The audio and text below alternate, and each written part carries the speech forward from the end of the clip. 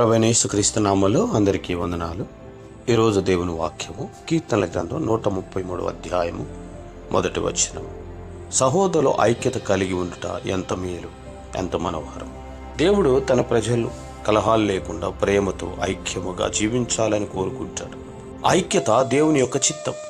దేవుడు తన ప్రజలు కలహాలు లేకుండా ప్రేమతో ఐక్యముగా జీవించాలని కోరుకుంటాడు. సహోదరులంటే దేవుని కుటుంబంలో ఉన్న విశ్వాసులు.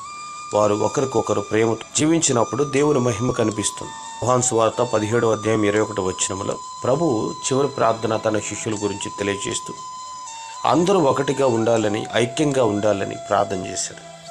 ఐక్యత ఆనందాన్ని మరియు ఆశీర్వాదాన్ని ఇస్తుంది. ఎంత మనోహరము అని దావీదు చెప్పడంలో, ఐక్యత ఉన్న చోట శాంతి, సమాధానము, దేవుని ఆశీర్వాదం ఉంటుంది. ఎఫెసీయులకు రాసిన పత్రిక 4వ అధ్యాయం 3. సమాధాన బంధముతో ఆత్మ ఐక్యతను కాపాడుకోండి.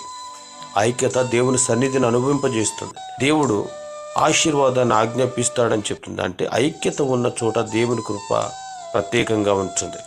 ఎక్కడ 2-3 నా నామమున కూడి ప్రార్థిస్తారు, వారి మధ్య నేను ఉంటానని. కాబట్టి ఐక్యత ఆశీర్వాదాన్ని, దేవుని కృపనుంచుతుంది. ఒక వీణ అనేక తంతులు ఉంటాయి. ఆ తంతులు అన్నీ సరైన స్వరంలో ఉంటే ఎంతో మధురమైన సంగీతం వినిపిస్తుంది. కానీ ఒక తంతి కూడా తప్పు స్వరంతో ఉంటే సంగీతం చెడిపోతుంది. అలాగే సంఘములో లేదా కుటుంబంలో అందరూ ప్రేమతో ఐక్యంగా ఉంటే జీవితం మధురంగా ఉంటుంది. కానీ కలహాలు ఉంటే శాంతి ఉండదు. సహోదరుల ఐక్యత దేవునికి ప్రియమైంది. అది ఆనందాన్ని, శాంతిని, దేవుని ఆశీర్వాదాన్ని తెచ్చేదిగా ఉంటుంది.